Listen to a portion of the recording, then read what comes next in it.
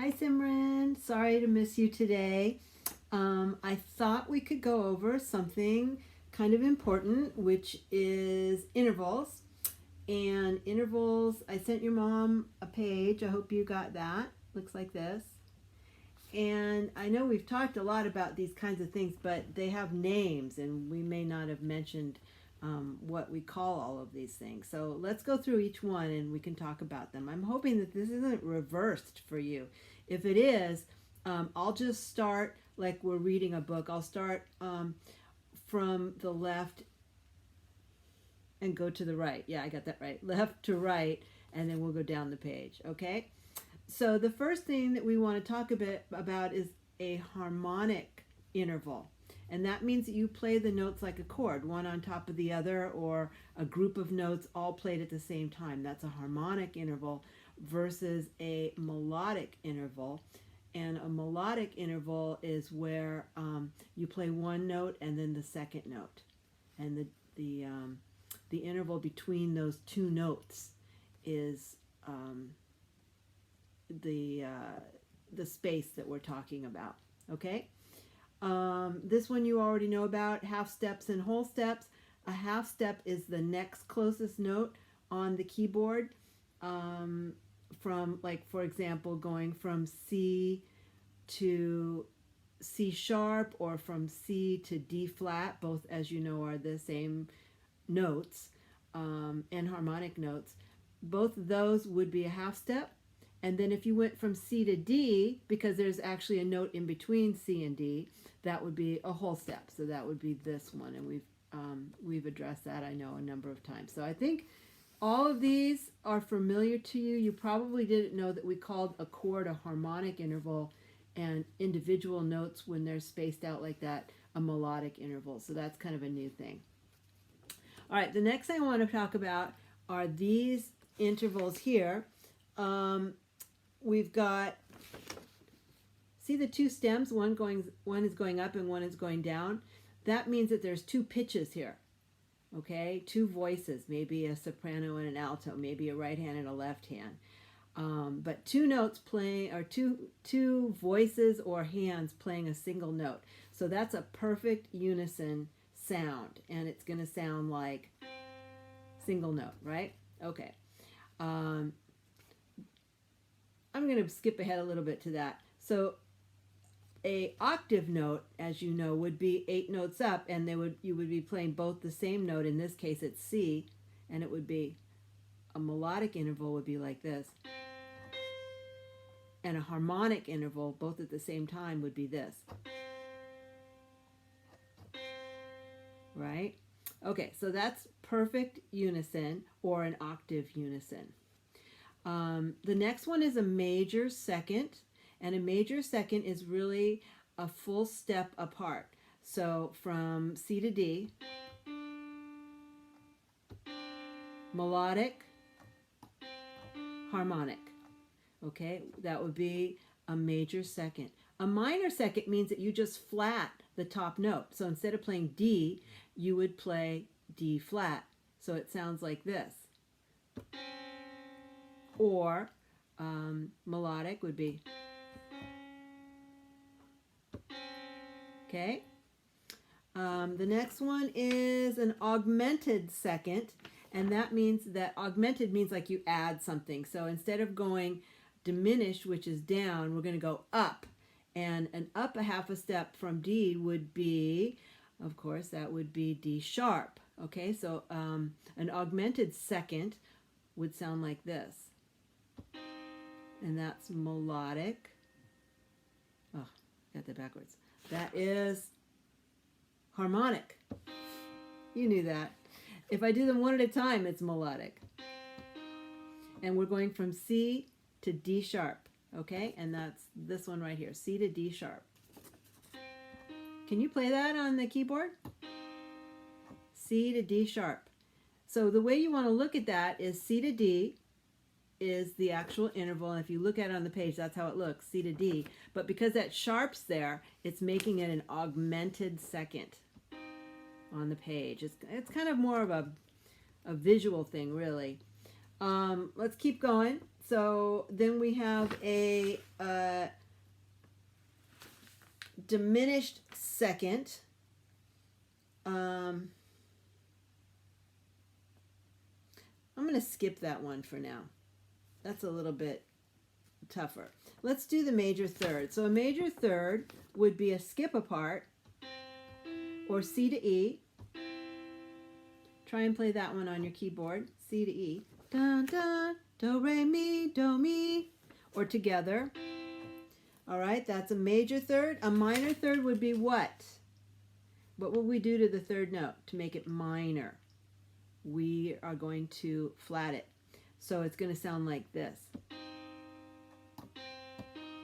Now, if you notice, it sounds exactly like the augmented second. But we call it something different. We call it a D sharp versus an E flat. This is the minor third. This is the augmented second. So they're written differently, but they sound the same. That's called enharmonic, okay? E-N-H-A-R-M-O-N-I-C, enharmonic. And it just is a different way of looking at things, whether it's a minor third on top or a augmented second. All right, let's keep going. An augmented third would be that we sharp the third note, right? So instead of playing E, you would play, guess, F, all right? Because that's a half step up. So your sound is going to be this. So that would be a C and an F if we're in the key of C. And that's an augmented third, and it's written like this, and it's kind of weird that you would have an E sharp. An E sharp is actually enharmonically an F. Okay? So let's keep going. I'm not doing the diminished ones, I think. They're a little weird. So the next one would be a perfect fourth on your page. Perfect fourth would be, what does that sound like, the perfect fourth? It sounds just like the augmented third, right? So you see, augmented third and perfect fourth, they look different on the page, but they sound the same. Okay? Then we're going to go to an augmented fourth, which means augmented add, right? So to add something, we're going to go up. So we're going to add a sharp to the fourth, and now it's going to sound like this. And that's C and F sharp, augmented fourth in the key of C. Okay? Augmented fourth, that's this one. Now, what do you think an augmented fourth is also going to sound like?